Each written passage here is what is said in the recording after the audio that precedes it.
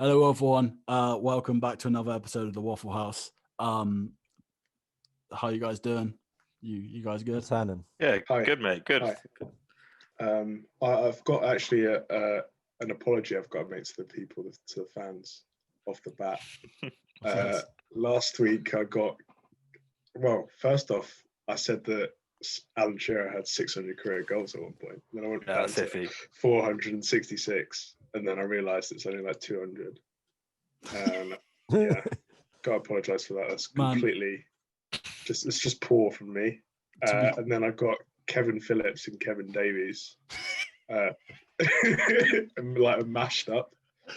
I said Kevin Phillips played for Bolton, and he didn't. He played for Southampton and Sunderland, didn't he? Yeah. I've got to be honest, mate. I don't think you need to apologise for that. No one cares about either of those two players. It's important. It's important. Kevin Phillips has one of the most goals in the Premier League. Yeah, he scored Premier League goals in the season. Yeah, he scored Premier League goals in the season. 30 goals in the season. It was a banging season. I'll take that back. For anyone who watched that and was questionable on our football knowledge, we did that one off the rip, so we weren't prepared for it.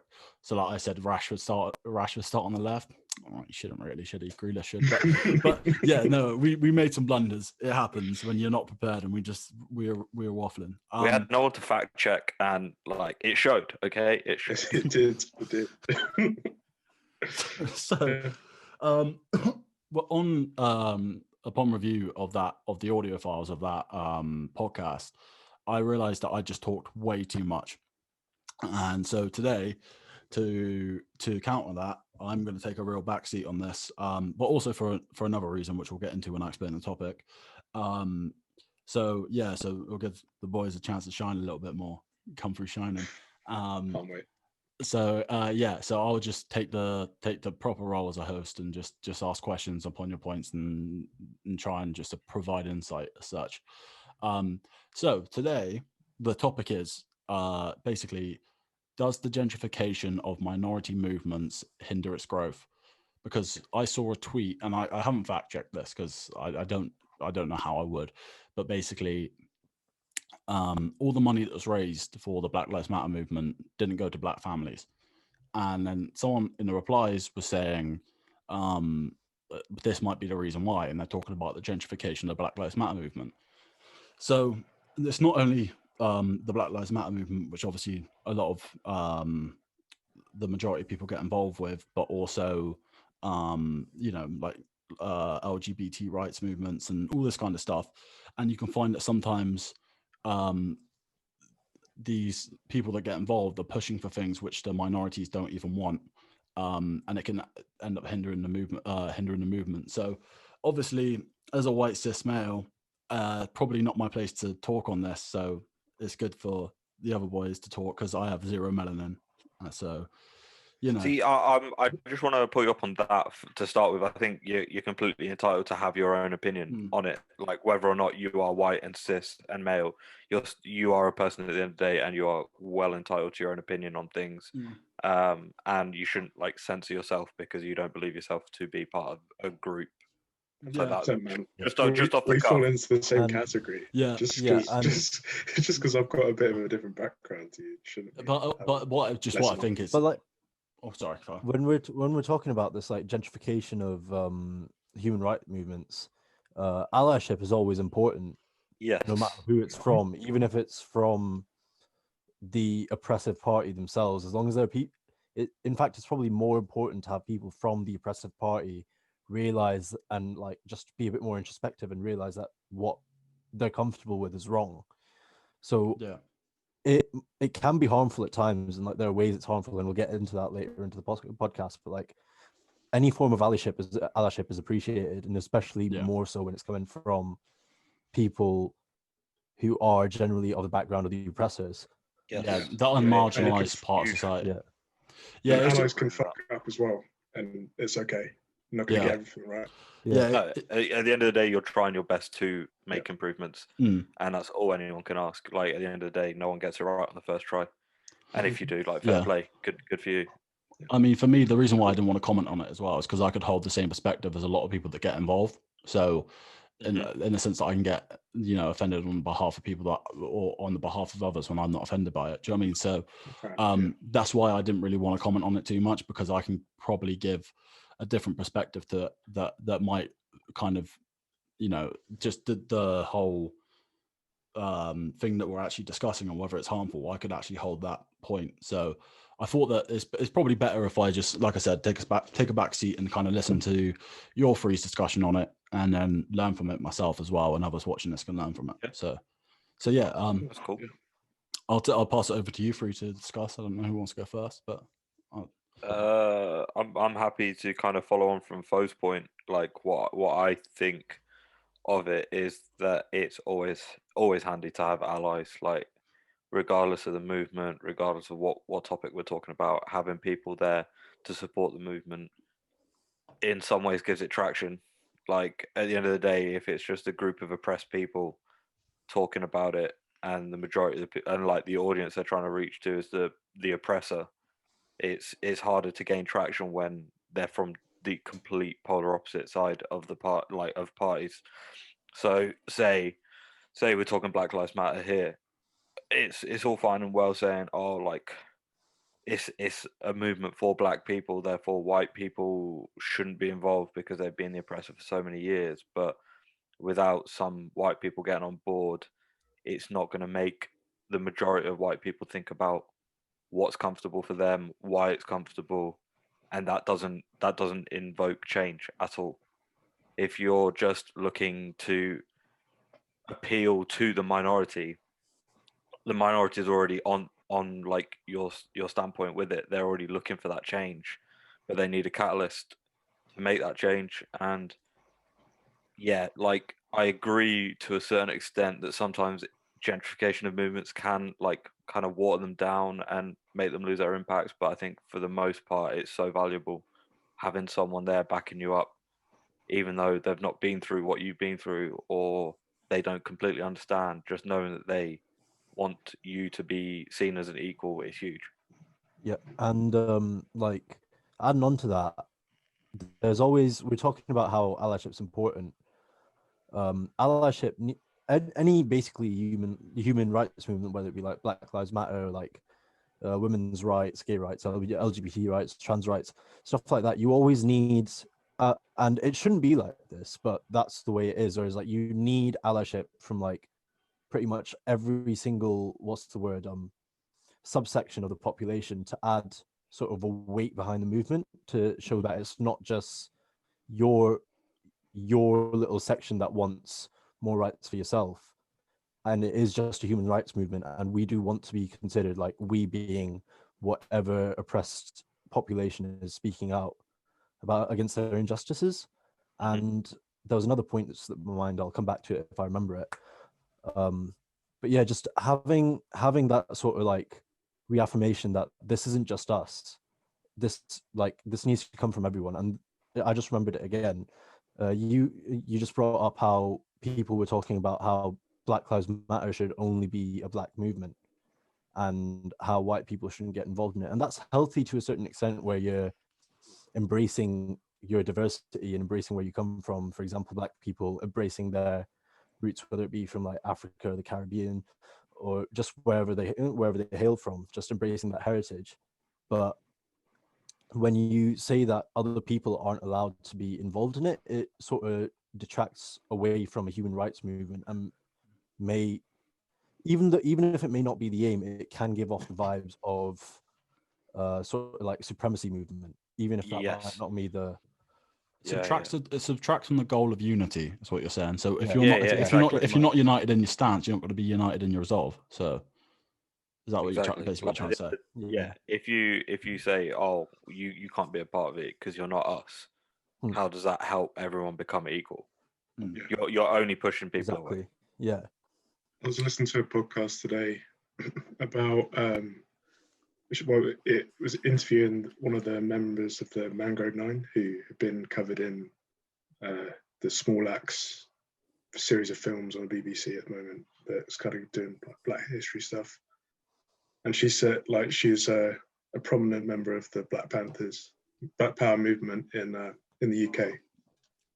And she said that the most, I think, well, maybe not the most, but one of the biggest indicators of progress for her has been the change between the amount of white faces at protests when she was very active in the 60s and 70s, and compared to this year for Black Lives Matter.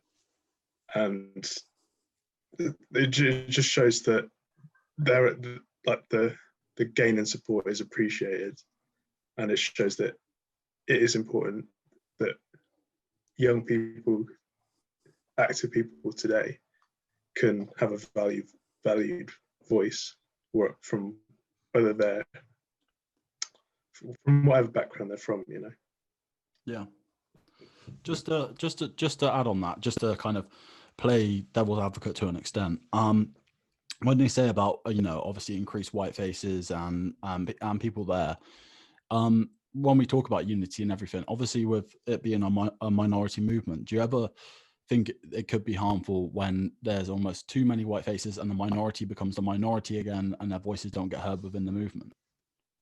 Yeah, definitely. When you're not hearing the voices anymore, and then you're going to lose the message.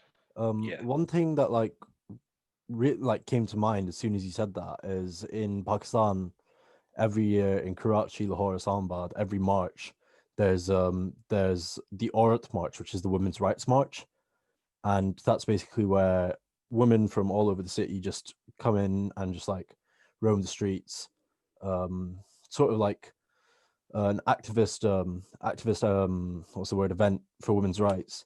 And recently I've spoken to a fair few people back home. I'm not going to name any names, but they've not been allowed by people close to them, whether it be their parents or the sister or brother, whatever.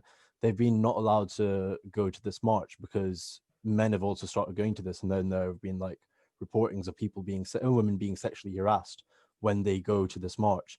So that is a result of this movement gaining a lot of momentum, and people that weren't in the oppressed category, so in this situation men joining the women's march, ruined the women's march and the safety of women and what made that march special for those women. So definitely, to an extent, especially in the case of the oppressive group joining, in this case men joining the women's march, or if in the case of Black Lives Matter, too many white people joining the Black Lives Matter movement can take away some of the venom, just because of a few people trying to just go there to fuck about. Yeah, I feel like that's a bit different, because you're getting the oppressive group actively trying to oppress. Whereas white people going to a Black Lives Matter movement aren't going to support things. They're going for support rather than to take advantage of there being a small group of minority that they potentially disregard or don't want to have a good time with. I do see a point. I do see a point where people have been drawn to the protest. The protesters is getting more attention, and that's drawn more of a negative reaction to crowds, it. I see it. And I'm not saying, because obviously I know not all men is but in this case not all men are actually just going there to sexually harass Yeah. And that might also be the case with BLM, where the white people were seen doing graffiti on the streets of London, the streets of New York, and that got labeled onto the black people and the black protesters in the Black Lives Matter movement. So I think people need to be way more cautious of their actions when they're partaking, because when you're an ally and you're not part of the oppressed group. So for example, if me and Shiv and Mike were to go to a BLM rally, it would sort of be our responsibility, our social duty, just sort of to take a back seat and let actual black people lead the matter in a Black Lives Movement rally. Yeah, for sure. But just to counter your point with that, with the Black Lives Matter movement, you could say, is it becoming gentrified? Are we seeing too many white people? But this is solely down to demographics. But there are more white people in the UK than there are black people. So naturally, as the movement gets bigger, there will be a point where the number of white people that attend these rallies would outnumber the number of black people. but that doesn't make the movement any less impactful Yeah. or any less powerful, because there's still people there fighting for the same thing. I feel like it's racial equality. Yeah, It doesn't matter who. Yeah. But I also feel like more people joining this movement is definitely a good thing. But it's also the actions of allies that makes a huge difference. If allies are going to come in and gentrify it and make it their own, there's no point in them joining the movement.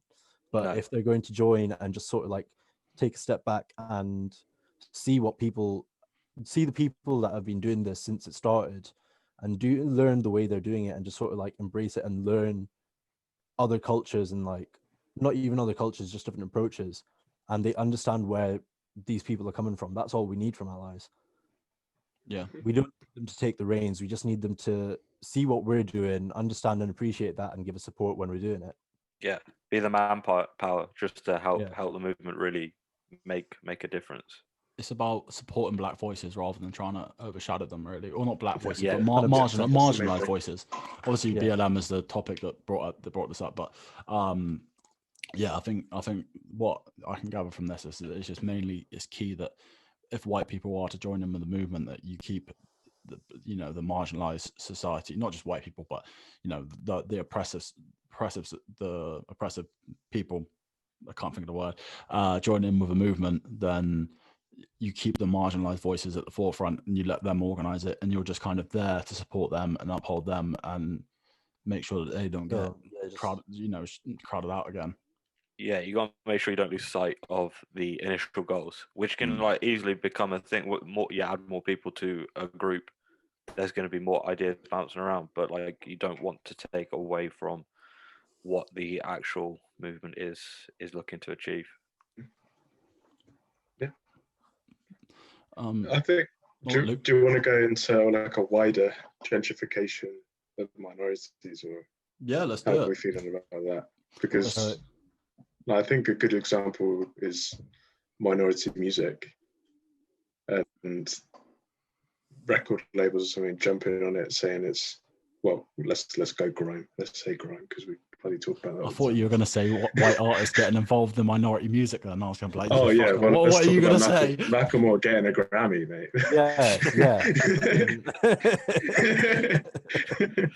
Yeah, it's an iffy one. It's an iffy one, that's for sure. Yeah, Luke, finish. What were you going to say? I think there is an amount that like a kind of gentrification can accelerate the growth of a genre or a bit of music, and then as soon as it makes people feel uncomfortable, when you give all the power to people who might not, who don't fully back you, see you as a money-making scheme, then it's so easy for them to just cut you off and ostracize you and kill you off. It's the like realistically, grime really, for me, like people started knowing about grime summer of GCSEs probably.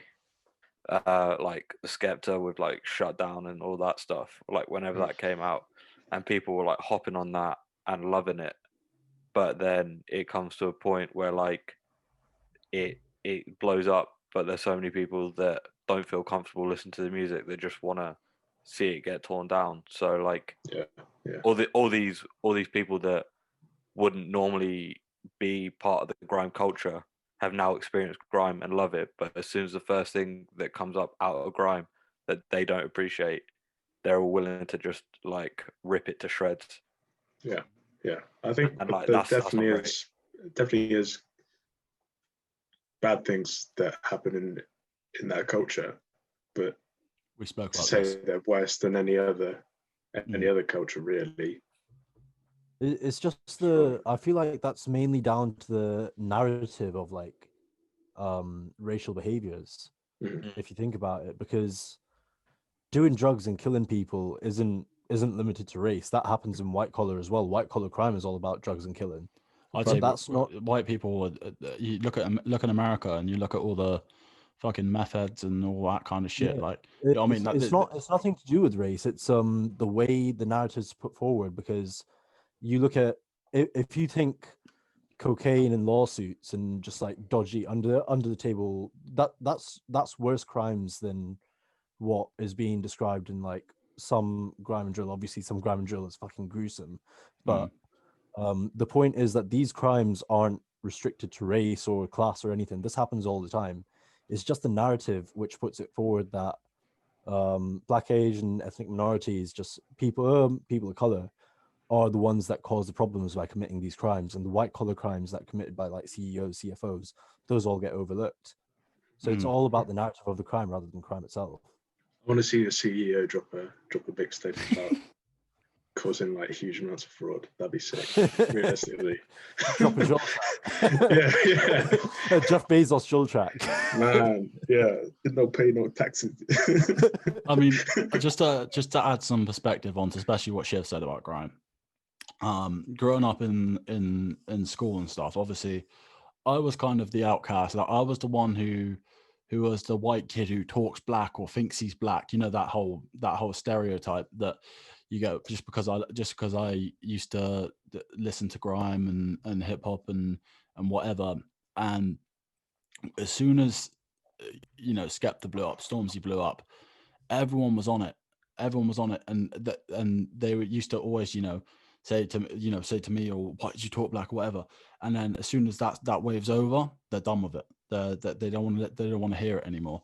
So I think that this is, again, goes back to what Luke said. It's so easy for people, the unmarginalized part of society, to pick up minority cultures and then just put them down again like they're toys, and just whenever they want. And it's really these are people's livelihood, and there's artists that people will hype up, and then the second there's something that's gone wrong or something that's happened 2 years before they've gone viral and they've got a case, and now they're willing to down talk them. You know what I mean? So I mean, like, I'm sure there's plenty of rappers who that have the chance to blow up, and then they get their court case or from something that happened before they blew up, and then they're done, and then people want to talk shit on them even though they love their song. So I think people, especially people who when we talk about the gentrification of music and grime and hip hop, need to understand the culture first before they really get involved with it and enjoy it. Because if you don't have an understanding behind the culture and the struggle for a lot of artists coming up, you don't really understand it, and you'll just, again, not really truly appreciate it and understand where these artists are coming from when they deal with problems with the law. But yeah. I mean, definitely, I think for 3 out of 4 of us, we probably went in thinking, "Oh, this just sounds hard." That's it. They didn't really go back and 100%. I didn't go into grime thinking. Like, you have to remember, I grew up in a really like white neighborhood, and like I wasn't really immersed in urban culture. So for me, like, grime was just like this sick hard new tracks that were coming out, and I'm like, oh shit, yeah, that's fucking sick. It's UK hip hop. Like, I'm loving this shit. Like, that's fucking mad. Like, it's a nice break from hearing all these American rappers. Like, hearing our own like British people spitting out absolute bars is like so refreshing, and that's what got me into it. It wasn't so much the culture, but then with listening to the music, then comes understanding the culture, I think. Once you start enjoying the music, you should make an effort to really understand where it comes from. Yeah, that's it. You talked about like how the environment you grew up in like might have affected the way you listen to it, and like I definitely think the environment I grew up in, fucking Dell's shouting at the PC. Sounds about right. Gone bad, I heard that over the headphones, man. Jesus, man. He used to do that through the window. I thought he was getting attacked through the door. Wall, sorry. Growing up, where I grew up in Pakistan, where it's every brown boy loves black culture. That's just how it is. As Pakistanis, well, every Pakistani I know loves black culture. They love black music. They love black art. The issue that comes with that, though, is when you're not black and you grow up appreciating black culture, or like if you grow up appreciating the culture that you're not part of, you can end up appropriating things from that culture. Yes, 100%. 100%. And like I'm not innocent of it. When I was growing up, where in Pakistan, where black culture was just being sort of like regurgitated all around me. So I was in a Pakistani school. I was in a private school in Karachi. I had no reason to be sagging my trousers the way I was, but because I've seen rappers doing it, I was just sagging my That's trousers. worldwide, man. That's worldwide. I wouldn't say that's appropriation of the culture. Sagging your No, trousers. but then like that's just like scratching the surface of what like Mm. 12-year-olds who started listening to rap do. Because when we were listening to it, we were just told that, oh, we're not white, so it sounds Yeah, in so the N this word, is we can like get away with all this stuff. So that's what we. I think That's use what I was use the gonna N ask word you. is major, especially with people growing up that don't understand Yeah. racism and the roots of racism. And when they hear hip hop and they will use the N word, and that was a big thing where I was. A lot of people used to use the N word, and no one was black, especially as kids, and no one really had an understanding of the use of it. So yeah, it's really that's really important, is when people, even from a young age, you have to know the historical context behind it, because otherwise, like you said, you end up appropriating it and being racist. Using And that's the thing is, I've been, again, like I said, growing up in a culture, in what's the word, environment that loves black culture. I ended up appropriating it, and I remember I listened to my first rap tune when I was maybe like 12 years old, something. It must have been Eminem or Ludacris or Lupe Fiasco, one of them ones. And because I was hearing the N word being said in songs, and I had been told that because I'm not white, I can just get away with it. I maybe said it for the first time when I was 12, and no one told me it was wrong to do it until I was about 16. And I went to America for the first time, said it in front of my cousins, and they told me not to. And that really opened my eyes. And that's when I started learning about black culture and the culture behind black music.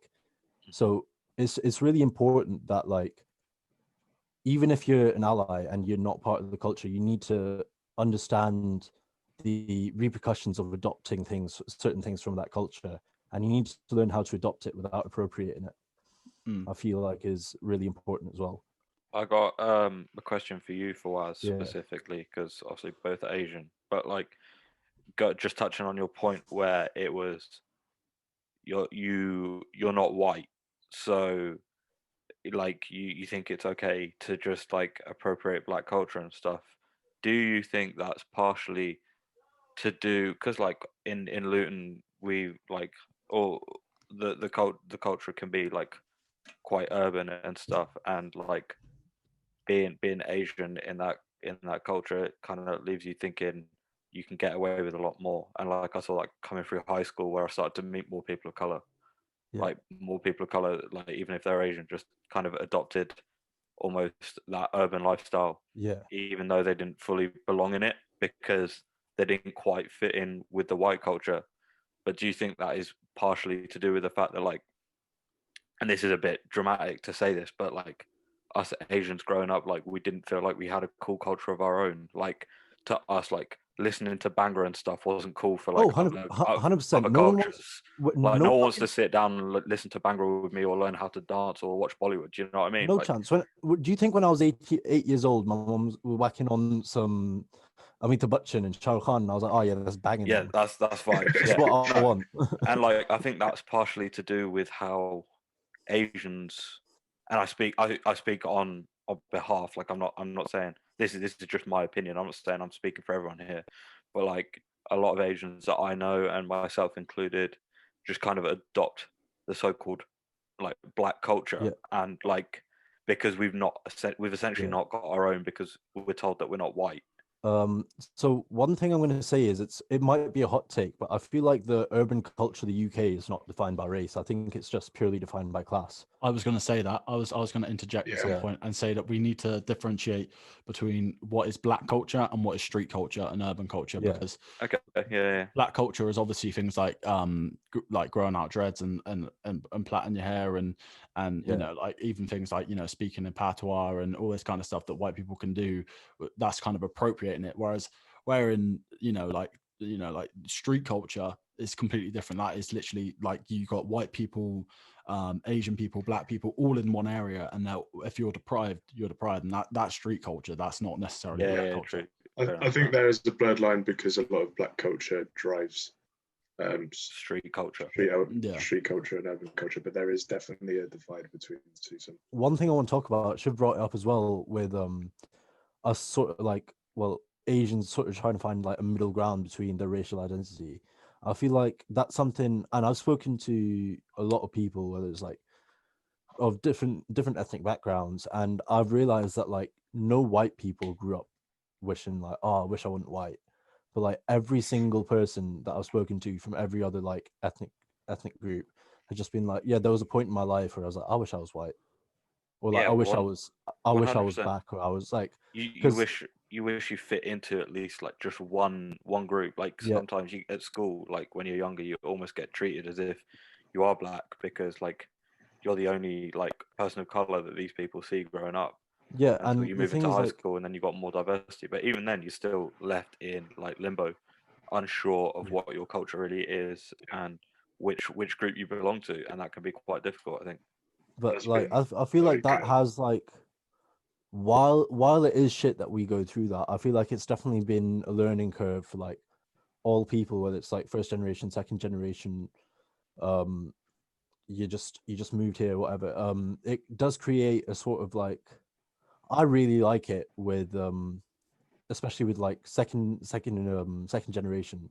So first generation is when you just move over, second generation be their kids, where it's sort of like they're connected to their diaspora, which is their circle of immigrants in their community. So for example, I don't know if this would be the case with your mum Shiv, your mum Luke, but I know in the case of my mum, she's moved from Karachi, Pakistan to Kent, and within the first 2 months she'd already made like 20 Pakistani mum friends.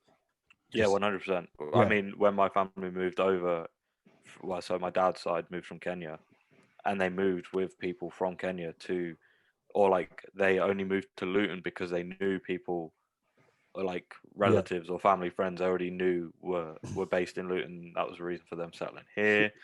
And the same for my mum.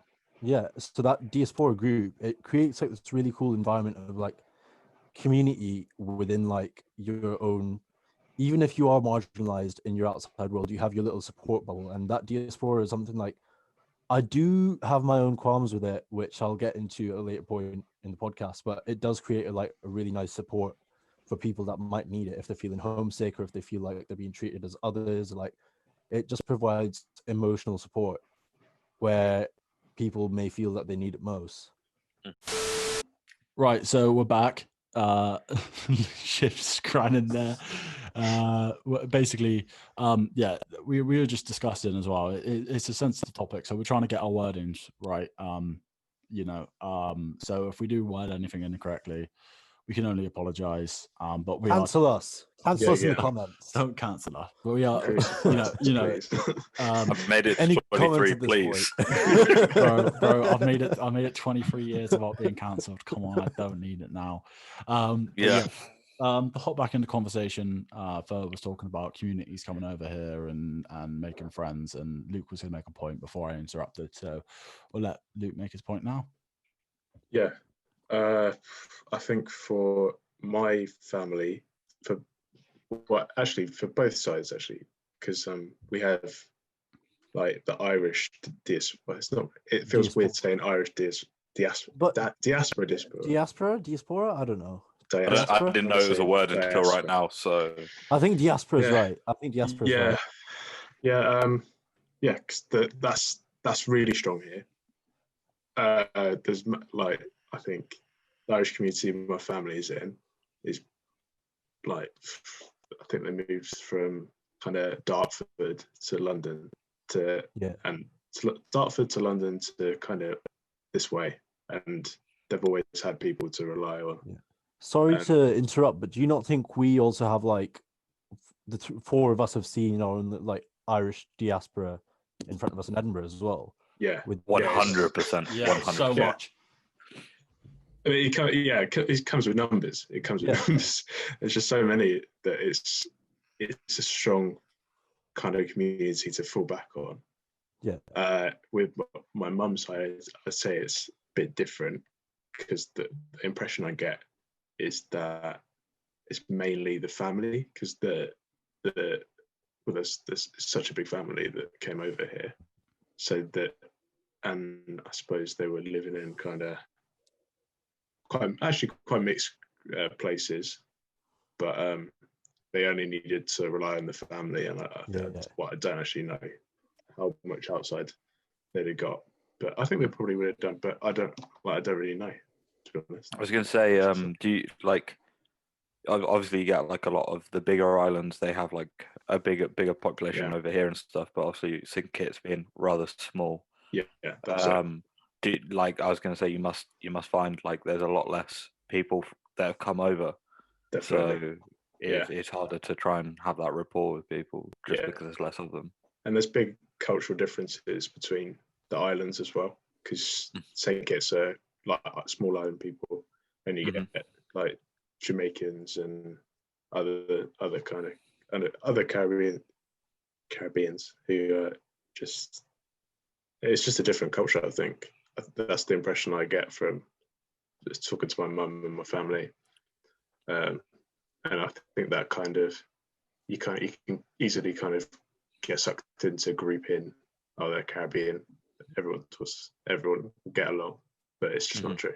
I think it's I mean, it's all completely different cultures within one subsect, isn't it? Like it's kind of go like to Asia. With for example, like even though like my family, my ancestors shared a border with Shiv's ancestors. Very different culturally. The traditions and the cultures that are passed down into us now are just so different. I think as well, what we need to remember, what people forget as well, is obviously the Caribbean is so big, and that's like, it's like saying that you'd expect us and German people to have the same culture, English people and German people. Yeah. You know what I mean? There's so much. They're not neighboring countries. There's so many languages as well. Different dialects. That's the thing. It's so multicultural within one small like island group, but because it spreads so far. Like I mean, you got some islands just off the coast of South America that take on a far more Latin like kind of culture. Than the islands like Cuba, which is, I mean, Cuba's a bad example because it's quite a Latin island, but like it's closer to America, so it's more Americanized than other islands, you know. I guess the point I'm trying to make is that my experience of the diaspora is quite concentrated because of the differences in the cultures, I suppose. And like I said, that I do have some issues with the diaspora, and like it's ones that I've faced myself, and that like these reasons why I've like sort of moved away from it and like moved to a city on the other side of the country for it, is that when you do get sucked into that diaspora, it can be very sort of, I feel like the word is controlling, where they just sort of, when you're part of the diaspora, you are only part of the diaspora. You cannot be part of another friend group, whether it is other people of your same ethnicity, different ethnicity. It's sort of like, it can be, if it's healthily incorporated into society, it is such a strong community and such a strong support system. But if there's a certain level of toxicity that is allowed to flow into it, it becomes very like controlling and sort of like ownership. And again, the way we brought into it, when you don't embrace other ideas and other ideologies and other backgrounds, you detract from unity and support, and you start to become sort of projected animosity and started giving like supremacist sort of vibes, and that's an issue that can come with the diaspora sometimes as well. I mean, sorry, Luke. I'm just gonna say, from speaking to you for a while, but like, I think we've probably had similar conversations a few times now. Like it seems like kind of the negative, maybe. I'm trying to word this right again. The kind of pushback for Pakistani people in Kent has kind of made people made that community quite strong.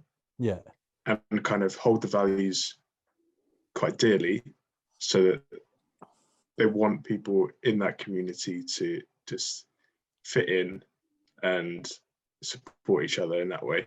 Oh, 100%. And like, it's definitely like worth noting that the members of my diaspora, like the different diasporas I've been part of, having lived across the UK, I've lived in Bradford, Leeds, Nottingham, now Kent, Edinburgh as well. most diasporas that I've seen, they tend to enforce like traditional and religious views a lot more than people would back in Pakistan, for example. Because having lived in both, I can see that Pakistani Muslim kids that grew up in Pakistan, they just do whatever they want. But Pakistani Muslim kids that have grown up in America, Canada, the UK, they feel like they've been given this chance to make a better life for themselves, and they've been taken to a land of the free or the land of success, a land of opportunities, or whatever. So they are a lot more strict with like holding themselves to their traditional and like religious views and making the most of that opportunity presented to them. Do you think it's also sorry, carry on. Often just because of a sacrifice that their parents made. Yeah. Do you not think part of it is to play with just the fact that it potentially helps them feel more connected to the motherland or like to home 100%, or whatever it is? 100%, yeah.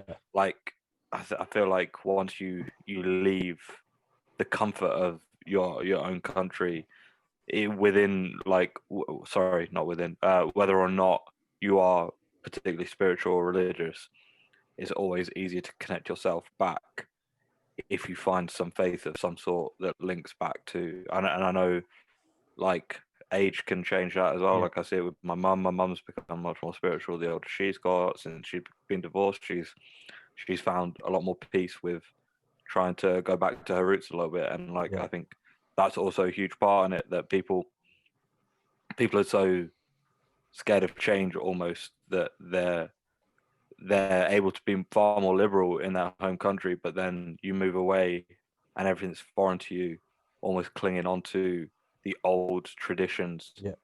It then becomes just like a natural habit. And I want to say this as well, because I lived in Pakistan for 10 years, and like I pretty much lived the life that I'm living now, where I would just do whatever I want. But I only really started appreciating Desi culture and like Desi art forms and Desi music culture and all that. And I also became a lot more spiritual when I left Pakistan to come to Edinburgh.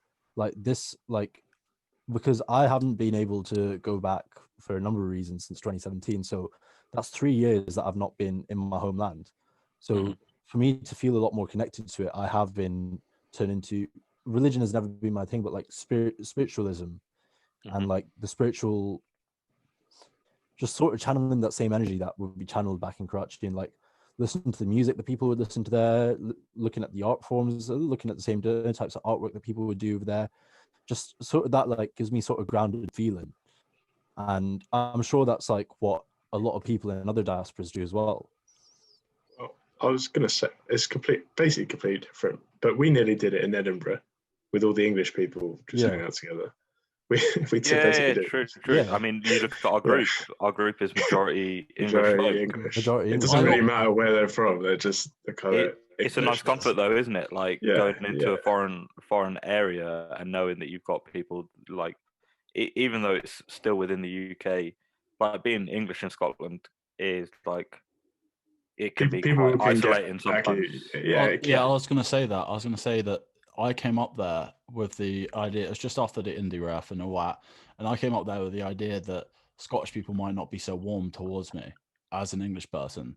So I kind of automatically went towards English people rather than Scottish people, because I thought that they're going to be more like me and they'd be more accepted. And I didn't know if Scottish people had any prejudice towards English people, because I had never been there before. So I automatically, went straight towards English people, and that was just my mindset. And then that. Sorry, Mike, you can finish. I was going to say, like, I obviously I didn't want to interject at any point, because it's really interesting hearing you all speak about this. But I find it interesting that the original point of the topic was about the gentrification of movements and stuff, but you're also very critical of things which are very anti-gentrification, where you keep the community, like Fo said, where how you're stuck in that one community, and you can be very critical of that as well. So it's quite interesting to see that contrast, where too much gentrification can be bad, but then also no gentrification, or like anything without moderation can just become regressive. Like you stick to your same old views, you're not going to progress.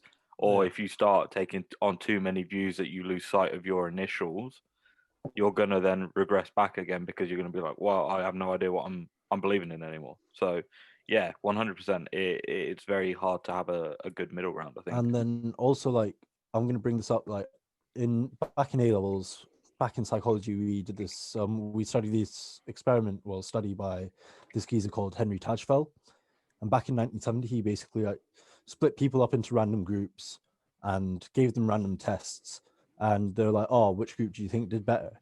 And people were always like, "Oh, my group," even though they didn't know who was in the other group, they didn't know who was part of their group, they didn't know what their scores were in the tests, but they felt that sort of in-group pride, and that's what has like, well, but since this theory's come forth, it's been put forward like this is the driving force between a lot of discrimination, whether it be sexuality based, orientation based, gender based. It's just when you create the concept of being part of an in-group, you want your in-group to be superior to other people's in-groups, and that is a driving force for a lot of discrimination. And it's really important to note that just because people are not in your in-group doesn't mean they're against you. People from other in-groups can still be allies, and realizing that and working on that is, well, that's how I work on breaking down the discrimination that's been built up through experiences that I've had. So I'm not innocent with this. I came to the UK having preconceptions about literally every single race, because when I told people that I was moving to the UK, they were like, "Oh, be careful about these people, be careful because white people do this, black people do that, brown people do this." And so learning and like sort of understanding that just because they're not brown, just because they're not Pakistani males, like just because they not have the same background as me, doesn't mean they're against me. And like opening yourself up to these different experiences is really, really important for like breaking down walls of discrimination. I think that's when you said that about you coming over here. I don't think that's just a thing like in Asia. I think that's the same thing here. You get people. Oh, 100%. This was just like my personal experience, but this is all over the world. So like if you're like, so for example, my area, which is not very diverse, and then you get the people that ramble on and they say about foreigners are coming over here trying to take your jobs and rah, rah, rah. And if you weren't educated on the fact, you would have those preconceptions that these people are actually out to get you, and then you build up this animosity towards them in your head without ever actually knowing anyone from any other background. So yeah, I think that's it's just a weird fucked up thing that happens where people build their own prejudice towards people and they don't even know them. You know what I mean? So yeah, I mean I don't really know where to go from that, but that's just it was more a statement than a fucking elaborate point. Yeah, it's kind of a weird kind of, like, just depends where you grew up. If there's diversity in the area, there's probably a less chance that you'd have like negative views towards another ethnic group. Yeah, for sure. I don't know about me, but like it just seems like if you're around people from different ethnicities from an early age, that you just see the bullshit. Yeah, 100%. You see the bullshit earlier. Exposure is probably the best way people learn, because I knew all this, like I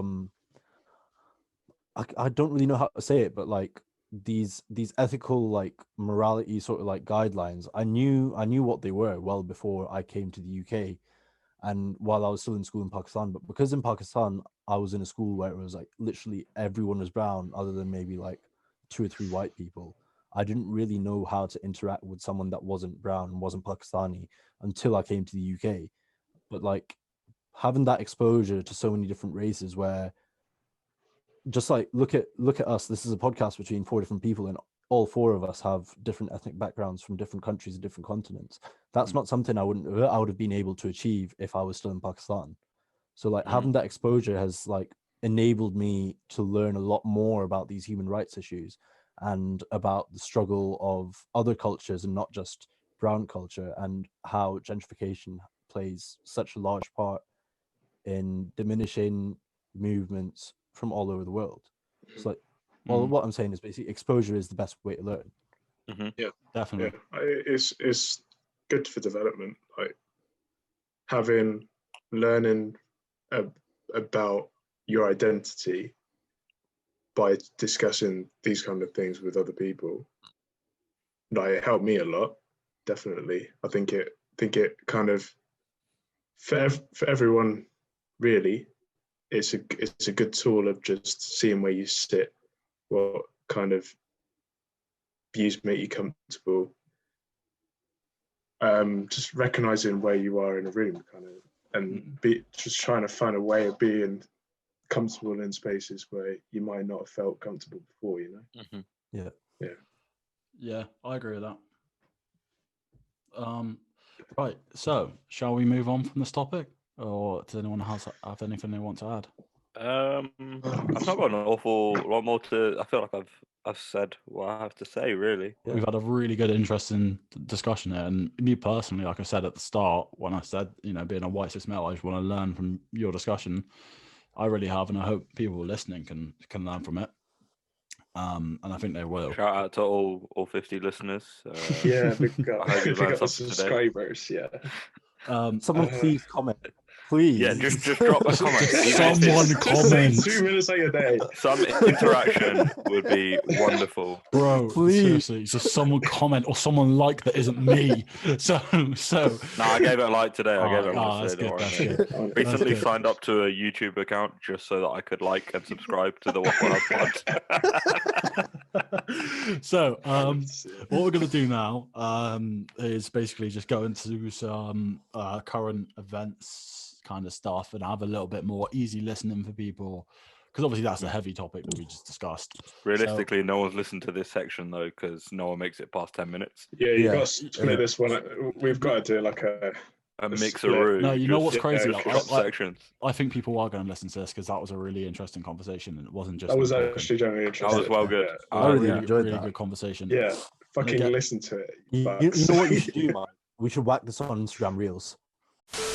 I want to go Sweden, man. I want to just take the risk. At this point, just. Do you reckon if I ask Miss Arden real nicely, she'll let me in? Who? Oh, Arden, yeah. You have to get there, bro. It's tough. Like, please, Miss Arden. Yeah. Well, no. So they're not allowing people in that aren't the natives of the country. So like Australia and that, which makes sense. If you're COVID free, why would you then open the borders to places that have COVID? It makes no sense. More COVID. Right here, wait. We're done. We're done. Actually, we're completely cool. But if you folk want to come ruin it for us, please do. Yeah. Yeah, give us money and we'll make it worth your while. You can ruin our fucking country, but you'll be here for a good time. I mean, they've got the right attitude, with the old people. Just let them, just let them out in the cold, Jesus, that's dark. I'm glad people can see my face as I say that, and it's not audio only. They can tell I'm joking. This is why this isn't going on Spotify, What if someone cancel us now in the comments below? What if someone's got YouTube Premium and they're listening to this with their phone closed, mate? Bro, exactly. Listen, man, if people have got YouTube Premium, you're getting absolutely ripped off. Yeah, don't bro, you're paying £15 a month for what? Is it £15 Spend a that month? money on better things. Yeah, man. £15 a month. Oh, sorry, I shouldn't say that. YouTube Premium, if you want us to do us a deal, it's a really good offer. YouTube Premium. All my homies use YouTube Premium. I got the £300 hit me up. We have YouTube Premium group chats now because YouTube Premium is the one for me. YouTube Premium. I've got it tattooed on my left arm. You know what? We'll get YouTube Premium tattoos if they give us a deal. I'll do it. Yeah, done. We get the Wafflehouse pod just tattooed on our chests, all of us. Maybe just the logo. I'm going to get the play button with a waffle next to it. Yeah. Smart. I mean, we spoke about this in the last pod. How I have no dignity when it comes to money. I will do whatever. How much will it I don't know. I'm a bag chaser. A couple of Kit Kats and we can't really sell out at this point. Yeah, we're not big enough to sell out. Nah. Bro, yeah, we can sell out, bro. If anyone offers us any kind of bag, we sell out. If they offer you money, it's a sellout, isn't it? Yeah. I don't give a fuck. I'm taking peace for this if I could. You just keep on starting again. Imagine if it actually helps us blow up though. Like we just get to sell out and then like we get 50 million viewers every week. People don't know we're actually an industry plant, but from YouTube. That's what we are. Whoa. Whoa, shit! I've actually been taking under the table deals from YouTube to talk about what we're talking about, and the boys don't know about it yet. Whoa. Holy shit! Wow, exposed. We've been gentrified. Fuck. Our brains have been interfered with by Mike. Yeah, bro. I'm He's fucking, ruined it God for all. damn. fucking shit up. Yeah, Mike's got the vaccine. He's got Bill Gates' chip in his arm, even though it's not Google. But Nah, Google basically owns everything on the internet. does it? Is that how it Well, works? like, if you Google anything, it'll give you the link to it, and then That's not ownership. Basically, well, that's basically. It's not how that's ownership basically works. mate. Nah, Do you mate. have to pay? Do you have to pay for your website to be on Google or not? Yeah, 100% you do. No. Yeah, You you don't use pay called Google. search engine optimization. Yeah, so you can pay to be closer to the Oh, top, you pay for that. but you don't have to pay to Yeah, be you on do. it. So if people Yeah, no, want, so you're not paying Google per se. You're paying someone to Right. put you you. know like a what? marketing People, thing, everyone yeah. needs to go and Yeah, try yeah, this. They need to go Google the Waffle House pod and see if we come up. Oh, Yeah, just, make us on the first page, baby. So if you have listened this far, what we need you to do is just Google the Waffle House pod 1,000 times before midnight tonight. Thank you.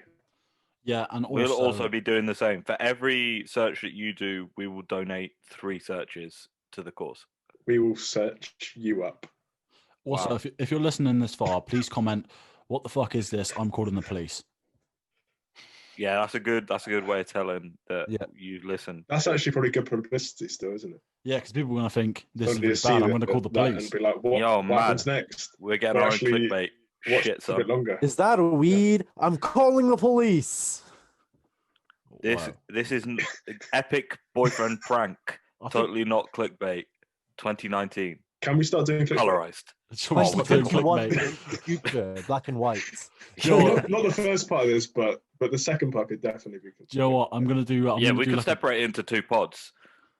nah, we can't. I really reckon that, like, as soon as you finished the serious conversation, it was just downhill from there. Bro, Yeah, this is well, like, And it was heavy. Like that first hour was heavy. Yeah, that's we what I mean. needed That's to why we lighten can't that up. separate it into 2 pods, bro. Because one would just be mad heavy, and everyone would be us talking shit. Yeah, true. You think it's 2 Yeah. different actual podcasts, like Yeah. Yeah, we just do we do mad deep shit and then talk shit for the rest of the time. Yeah. That's just. but that's the do it reward now. people get for listening to our insightful stuff. Listen Yeah. to You the get the heavy reward shit. of watching Yeah. They us get the fun. just Yeah, chat shit. Yeah. Yeah, I mean, nice, it's a nice. perfectly good reward. Everyone wants to be our friend, so basically, What's it called? Our friends don't want to be our Positive, friends. not positive feedback, but what's that thing when you train someone? Reinforcement. Reinforcement, Yeah, positive reinforcement. reinforcement. Yeah. That's- It's like a treat, that's isn't it? A-level PE there, boy. Yeah. Nah, that was like AS. A-level biology or something like that for me. You know, like all the Okay. AS Psych. Okay, private school, man. oh, I do AS biology. Oh, look at me. I did feel like- A-level biology. exactly. So why are you coming at me? That's not a private school thing. That's just a No, but school you thing. learned something before me because you paid money to go to school. If you study biology at A level, you went to private school. That's not what I'm Hot saying. take. That's The what I'm hottest saying. take of them all. It's not. Oh, this is why I'm glad we were careful with the last bit because I've absolutely butchered myself there. Oh, I've got another thing. Somebody at work said that kids these days are using this as a hand, like a signal A for phone. a phone, Rather than this. rather than that. I've heard What about the that fuck is actually. this? Yeah. No, What I've the heard. fuck is Yeah, this? so because it's like a smartphone, so this isn't it? is obviously like a telephone that you like a landline that you pick up, Yeah, bang. yeah, Whereas, boom, you know, flat. yeah. one. It's I always just thought of it that, because isn't of the it? flip phones. That's how the flip phones work. Oh no! See, Yeah. in my head, it's the old Nice. telephone with the little Yeah. dial. You put it down on the thing, boom, and then Yeah. and then you got the old circular ring pad that you have to get down to the number. as yeah, well. yeah, and I was never Yeah. quite old enough to understand how it worked, and I would always Yeah. call We the had- wrong number. we that had took one. so long. My We had grandma one. one, I think, but then it was very much just a keypad that you type the numbers. I remember just getting that little swirly thing down as a kid, and as soon as I figured it out, my parents got a phone with the keypad, and I was just really upset.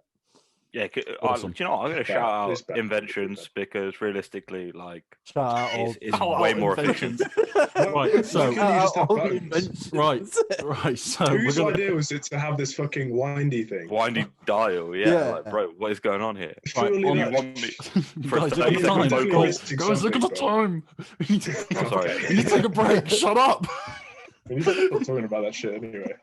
Right, yeah. So True. we're gonna come back off the break and talk about Rowdy Rebel being released from prison and Eminem's new trash B-side.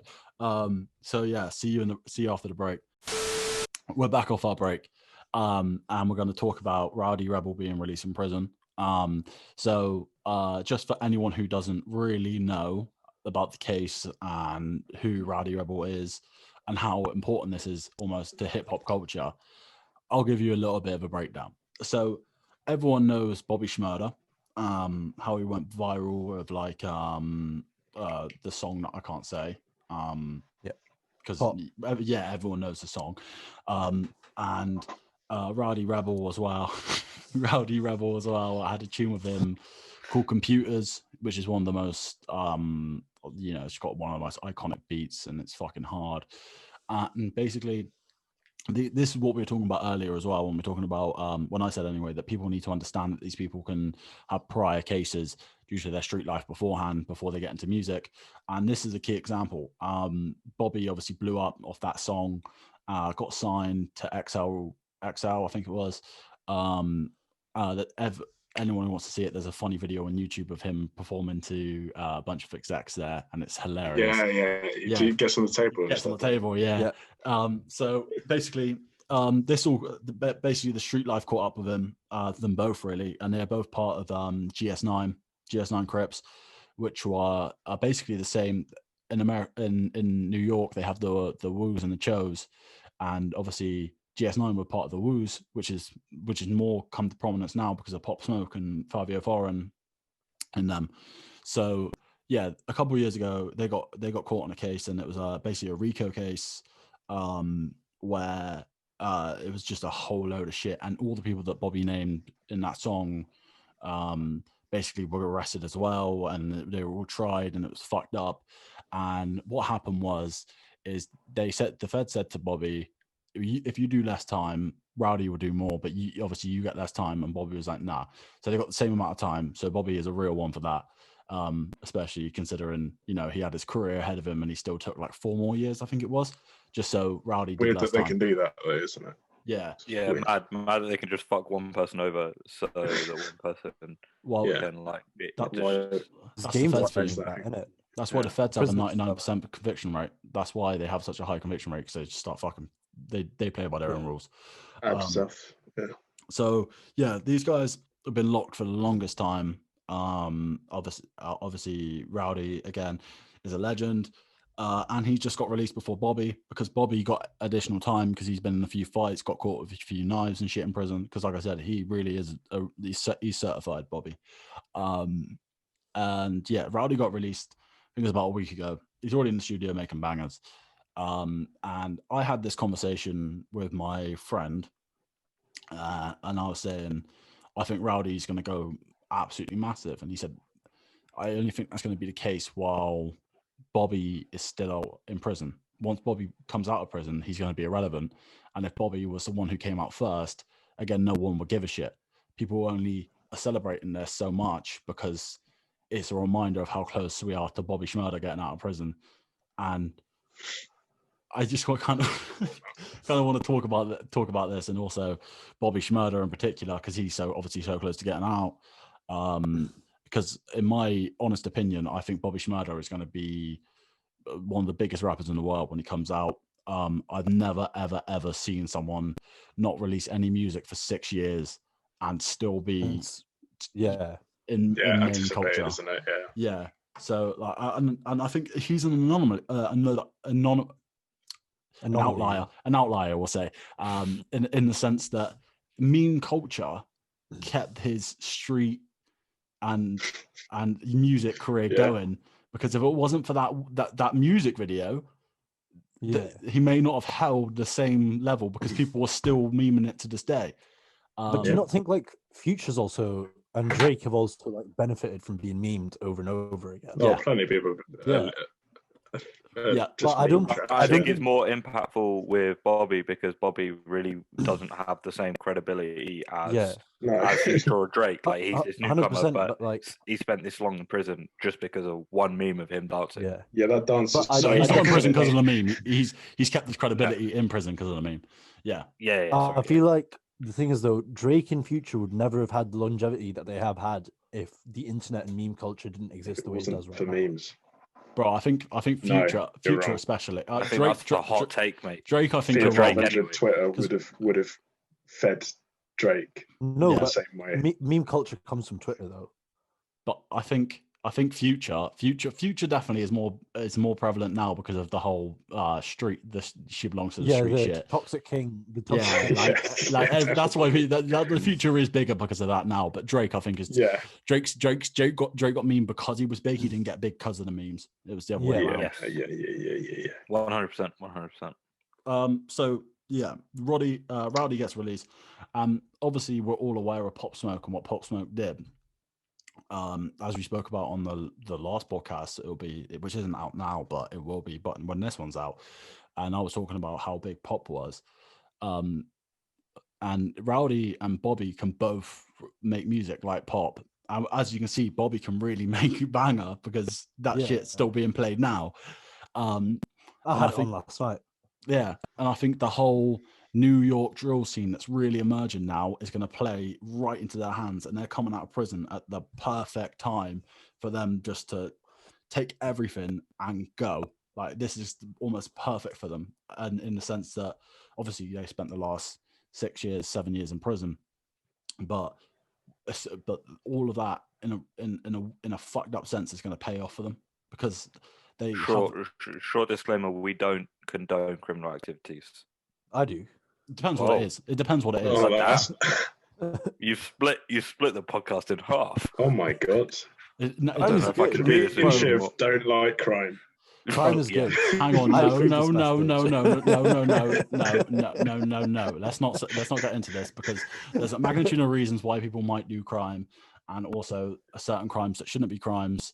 So we don't condone murder. They do bad things. Then they did bad things. Yeah, they did Surely. do bad things. We're not saying we're Commit a basically crime today. This message is brought to you I by. think to be fair, some of them did catch some bodies. Mitch caught a body they about a did week bad ago. things. Yeah. So what I'm saying is, we're not condoning murder for the sake of the longevity of your career. For good tunes. In most cases, murder does tend to lead to the end of your career. So don't go murdering people.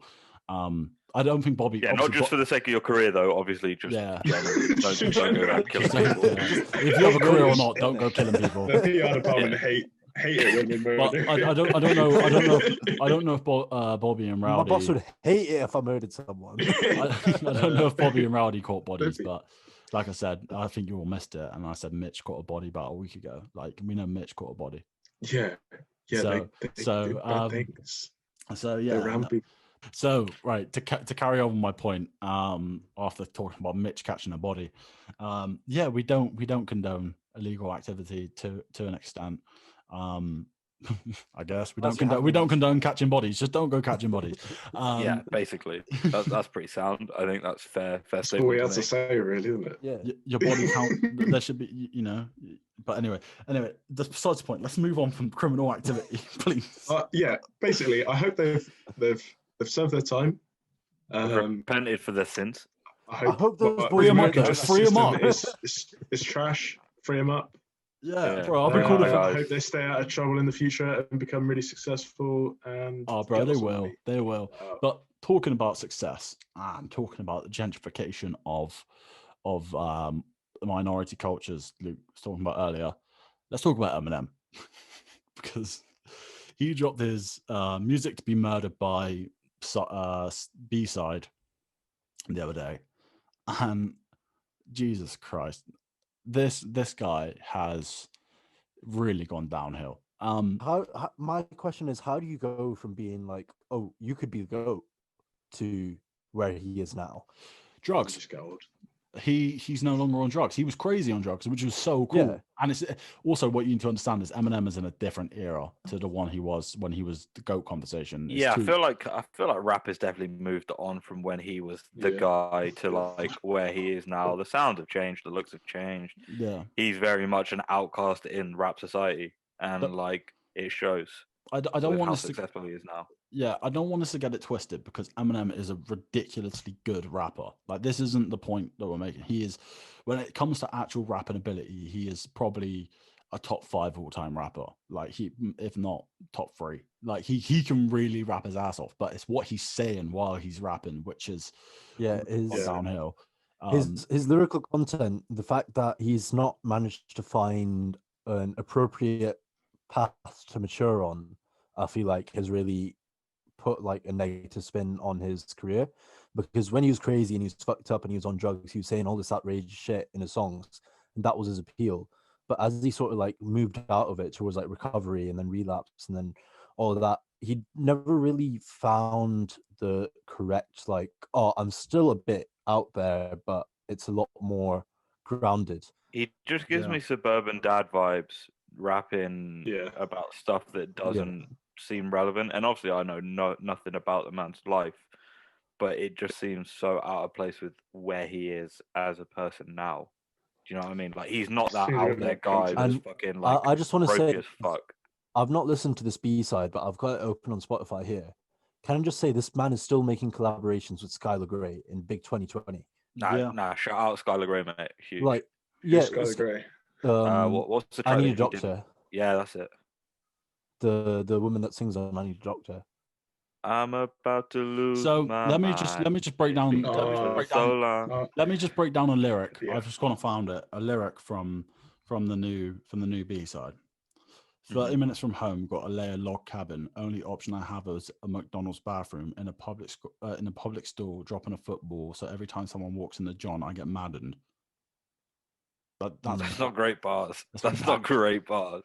And that's 2016 mitts. Bro, I wouldn't even write that shit. I wouldn't talk about taking a shit on a track. You know what I mean? That's fucked up. So to go back on what you were all saying, as I think, sorry, I didn't join at the time. I was looking for that lyric, but I think that like you Shiv said as well. It's like when he came up, it was about him being broke, being an outcast in hip hop. And basically having to grind his ass off despite being a white guy in there, and then he became this global phenomenon, and he managed to change at the time because he changed it into a fuck the government stance, which is one of my favorite periods in hip hop history. But then he had his obviously relapse and his drug overdose and losing proof and all that, and he just became this angry dude because in the time that he was gone, hip hop moved on. Kanye West came through, Lil Wayne came through. And he was so angry at the fact that he didn't have the sound or whatever, that he just started going off on this whole sound that came through and hip hop had evolved. And then it became this meme that he's this angry old man now. And while he's rapping really well what he's doing, he's just talking shit now. No one cares. So then people talk about that. And now he is now commentating on the fact that people were saying that about him. So he's getting angry at the fact that people are saying he's getting angry at random shit. I feel like one thing that Eminem has done terribly wrong is that he's tried to fight the internet. You never win against the internet. It's a tough crowd, man. You never win against the internet. And I was going to say, do you remember that whole Kamikaze album he dropped, which was basically a fuck you to all the critics? And I always thought that for the longest time that it was just like him being angry now, but he has always been like that, right? So I remember. So this is what I only clocked in my head when I was into old school Eminem. That do you guys remember Benzino? I think so. Or the Source magazine. Do you remember the Source magazine, the big hip hop magazine? Basically, I definitely remember the Source. The Source magazine. And basically over here. Not really. It's more American publication, but you can get it over here. And basically. Benzino. Oh no, I was thinking of the food magazine Source. Oh right, but Benzino gave him a 4 out of 5 mics on one of his albums. He made a massive stream of disses towards Benzino for only giving him 4 out of 5. Bro, like this I kind of rate that. So I kind of rate that. That's I good do it. chat. That's what I do, but Yeah. That's good chat. Like, fuck you. You gave me 80%, but like that's not good enough because it's not 100%. Fuck you, I man. keep it 100. so yeah, I mean, he's always been this angry bloke, but yeah, I think the issue with him is like Jay's been able to do it, Kanye's done it. They've all been like all these legends have been able to do it. They've just evolved with the culture.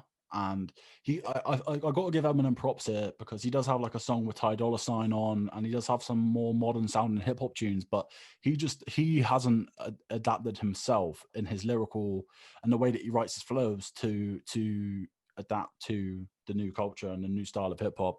No one cares about how fast you can rap and how many flows you can do. Yeah. I think that's the thing. The speed of rap is no longer like a selling point for rap anymore. It's more about the flow that you have and like the bars that you have, rather than just your ability to just spout lyrics out your mouth. I think I used to think that was incredible when I was younger. I was like, oh man, this guy could fucking Oh yeah, say 1,000 words a minute. But sorry, you finish. When the first time I listened to Busta Rhymes, my mind was blown because he does that as well. He just goes absolutely ham on the beat. But Busta goes so fast, it's impressive. Busta goes so fast that it's impressive. That's if you go so fast now, then that's still cool. But it's that middle ground of spitting a multi-syllable scheme where no one cares about it anymore. You know, like what is it? My favorite thing is I've seen on Twitter is we like all kinds of rap except for white guy talk fast rap. And I was like, yeah, it's true, man. And it's something I've always said. Like, I disagree. I not to self plug, but something I've always said in my music is like, fuck people who think that someone's a good rapper just because they can talk faster than me. Like that doesn't make someone better than me just because they can talk faster. That's not how it works. You know, like I don't care. You could be saying fucking a bunch of gibberish. In the case of Eminem, could be saying literally nothing, talking about taking a shit. Yeah, I'm pretty sure at this point he's literally just writing lyrics that are fast to say. Yeah, he's only enabling his fast fit rap into the rhyme pattern that he wants to use, and he can spit fast. He's keeping like his rhyme patterns real simple so that he doesn't get tongue tied. He still gets sick beats sometimes, though. Yeah, he does. Yeah, He gets the Dre beats. I gotta be honest, I haven't listened to Eminem in like over 5 years, like not a single track. I still listen to his old stuff. Show me if you last year. I think when Kamikaze came out, I listened to like one or two here or there, and then Max from work made me listen to Music to Be Murdered By when it came out. That's it. And that's the one you showed me. It's just some of it's one song that I remember. He goes hard, and the beat is hard. Is it the Yaya with Royce and Black Thought? Because that is a really good song. I can't remember, mate. I can't remember. Yeah. But Yes. So just like give an example, right? Like there's a fucking my screen in front of me says Acer, but he'd be like, I'm an Acer. I won't date her till I race her, and then I'll erase her with my eraser. Like that's the type of shit he does. Like he just says some weird fucked up shit, and it's like, bro, this doesn't even make sense. You're just rhyming words for the sake of it now. Fucking. I've got an Acer actually. I've got an Acer monitor right here. Yeah, I've got an Acer also. Yeah, literally just popped into my head, and I did a quick freestyle. I don't have an Acer or an eraser. The Wafflehouse pod coming to you by Acer and YouTube. Acer. Oh, bro. Sponsor us. Commit a crime today, bro. This is why as well, just to talk about old rappers that respect the new culture, or well, not respecting the new culture, as I should say. There was a SNL skit with Pete Davidson and Timothy Chalamet, and also Questlove, and a parody version of Queen Latifah. And basically, it's got Pete Davidson and Timothy Chalamet doing like the new school like SoundCloud rappers, TikTok rappers now. It's not even SoundCloud rappers; it's TikTok rappers. And like everyone needs to go watch this because I'm not going to do it justice. But they're literally just talking in ad libs, and they're like, "What do you think about hip hop?" And they're like, "I think it's about the yeet." You know, skr, like just doing some wild shit. And Questlove is losing his mind over there. Like, what the fuck's going on? Like, he's trying to be inclusive, but then it just goes a little bit too far. And I think I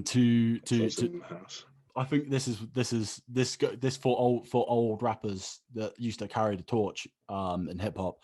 I think this is this is me cutting him a little bit of break, because there are people that don't know anything about the culture and they talk in ad libs and they do whatever, and it's kind of like you can see how annoying it is when they. Obviously, it's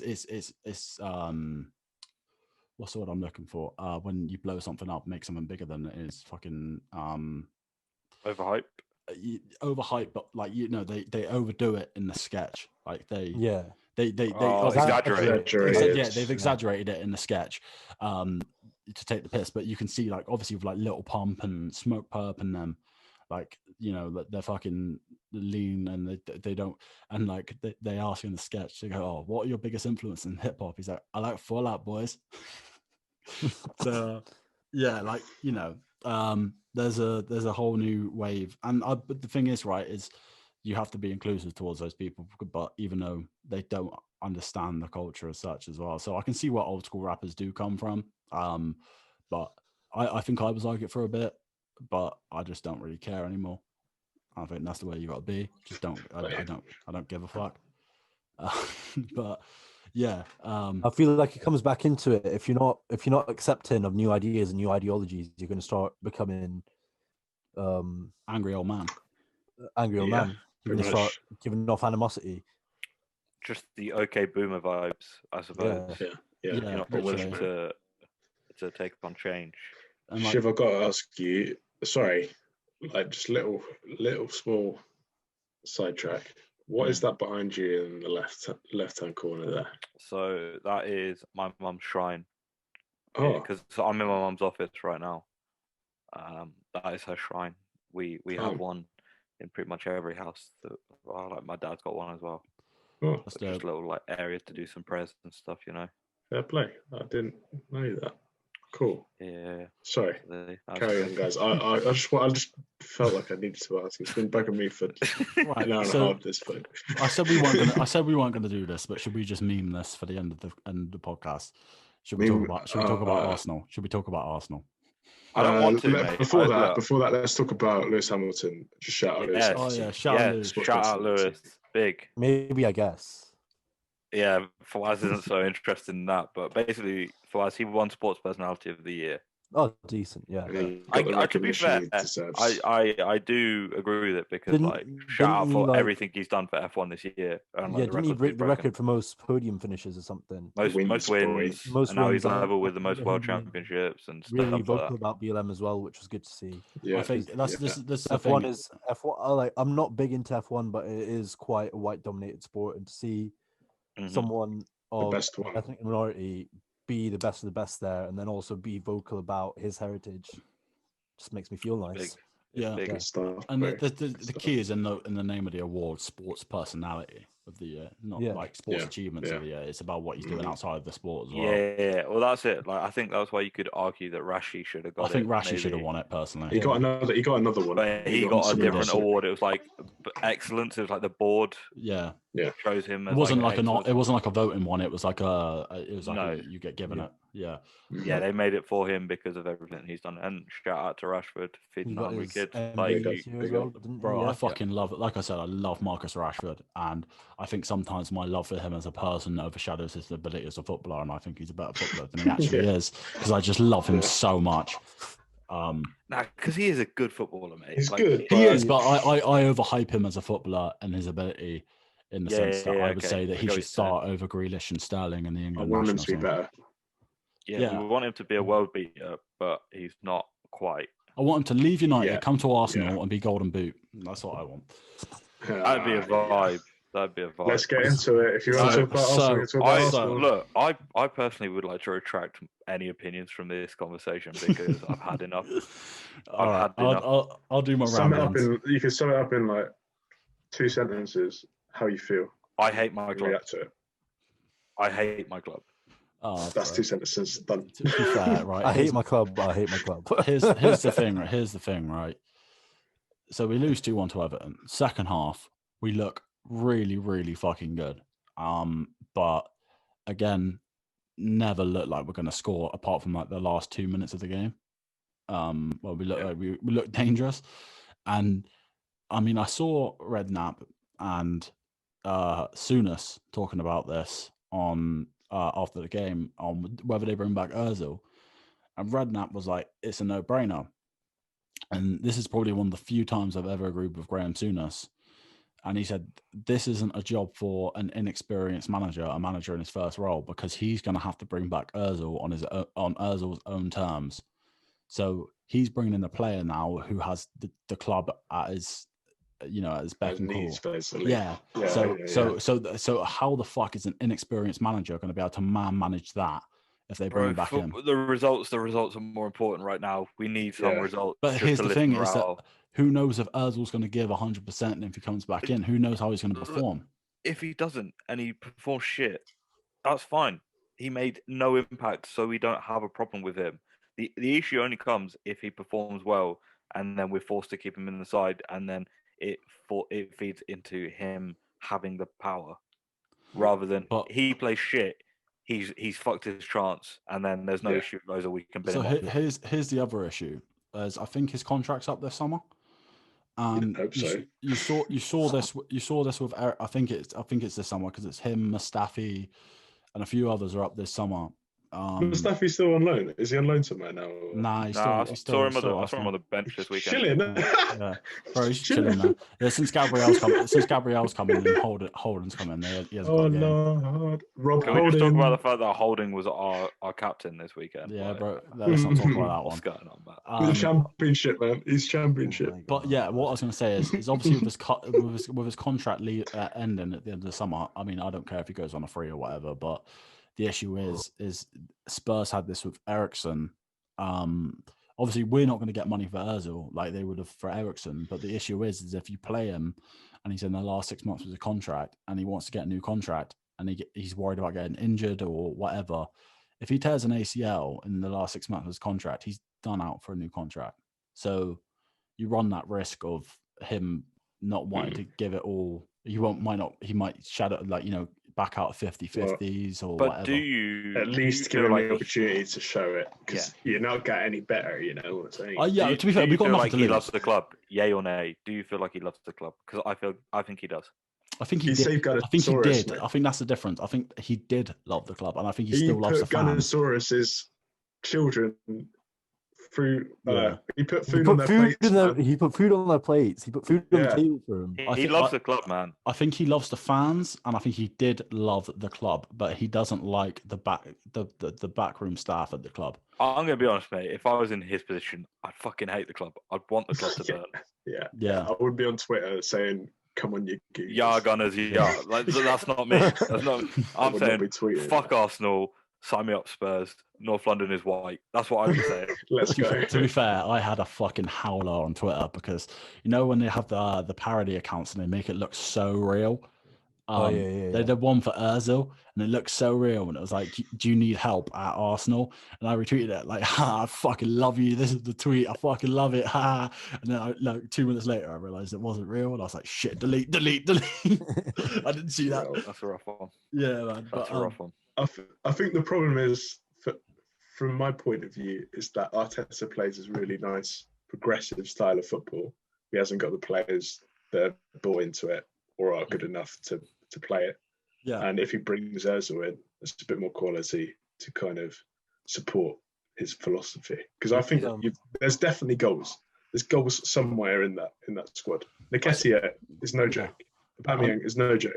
This is the issue: is Nketiah has been missing a lot. I think he's got a confidence issue at the moment, but he is a good striker. It's also worth noting, like Pepe. When Pepe shows up, he is fucking unbelievable, bro. He weren't worth 70 mil though. I'm sorry. When he's not there, he does not do anything. He reminds me. He reminds me of Nani in the way that he plays. Is like if he's there, he's fucking unreal. Mate, I swear Nani had so much impact in. Nani was better than Pepe, bro. But Pepe, I'm talking about the inconsistency. Whereas they could be the best player on the pitch, and then the next game they could just be invisible for 90 minutes. Bro, Pepe's decision making is his downfall because he's so good on the ball. He can be as proven in one of his first Premier League games. He fucking just shook Van Dijk like it was nothing. Like he can beat any defender on the ball, ridiculous. But then as soon as he does that, he doesn't know what the fuck he's doing because he's so one-footed as well. Everyone knows what he's doing, so he cuts in, then he cuts back out, and he cuts in, but he cuts back out, and then the chance is gone. so he lacks decision making, and he lacks a real end product, because obviously people know what he's going to do, cut back on his left. I would love to see Nketiah given a good run through this Christmas period, just because he had a couple of chances against Everton, and I thought he just completely snatched at them. Yeah, and I think it just showed lack of like competitive game play. And the more he gets, the more he'll ease into. He took that shot on like first time when he didn't, or like, yeah, it must have been first time, or like way too early. He had time to take a touch and settle it, and he just whipped it way wide. And I'm like, a better Premier League player or striker that's had good match experiences is burying that. That shot actually hospitalised Arsene Wenger, mate. But yeah, it is. It's the case of when you're in poor form, you make poor decisions and have poor finishes, and it's just the way it is. But like, what frustrates me as well is we're playing Aubameyang through the centre, right? And we've been saying play him through the centre the whole time, and whenever he plays, he just drifts out to the left when we've got an attacking left winger and Saka on the pitch. So why are you playing centrally and then drifting out into a zone where we already have a player there? I can't. That's what I'm saying. Like the discipline they have and the capability to play like this system, they just don't know what they're doing at certain times, because it seems like they're trying to do the same role a lot of the time, and it just leaves gaps, especially when you've got a shit back four as well. Yeah, I feel like, especially with Arteta and the way that he's like been trying to implement his style of football, I think it is very much a long haul process. Yeah, and like,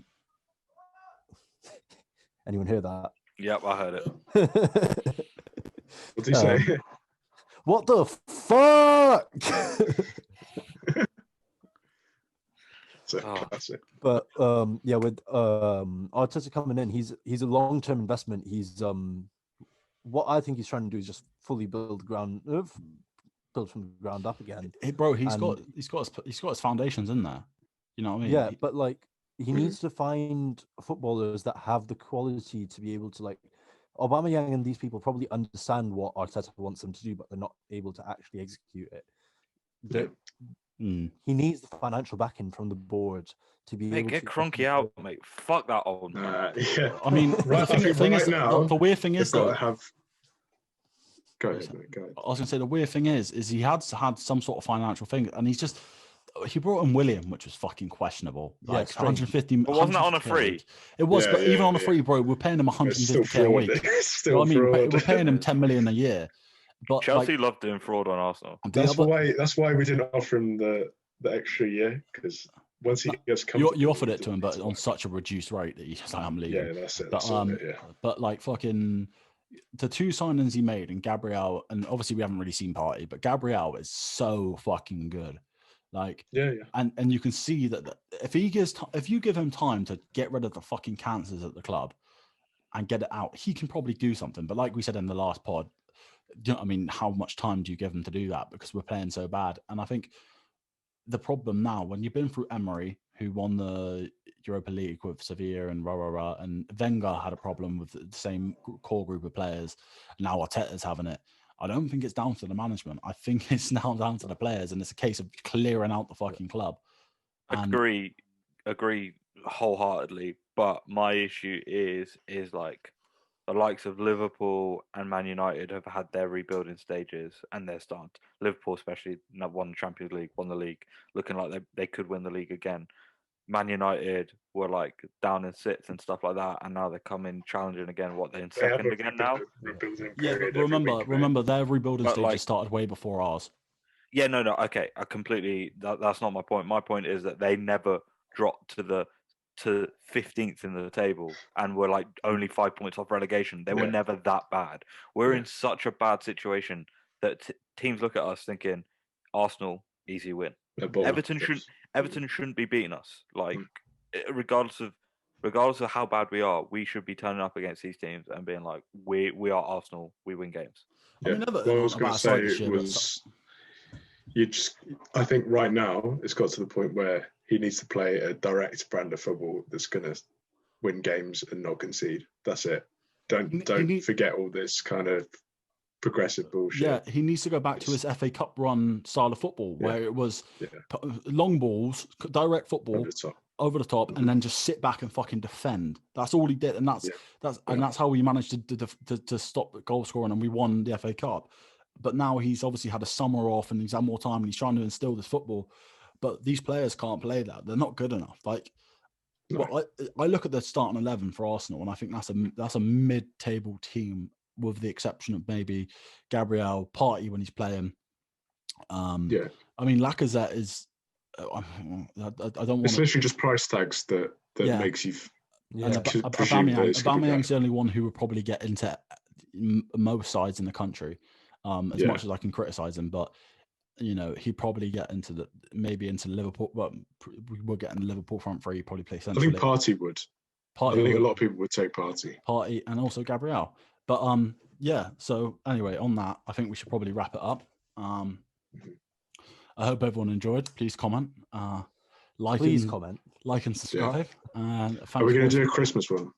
Yeah, we will. Yeah. It's because it's after not Christmas. Yeah, we'll do it next weekend or whatever, and it'll be calm. Cool. Was Christmas jumpers.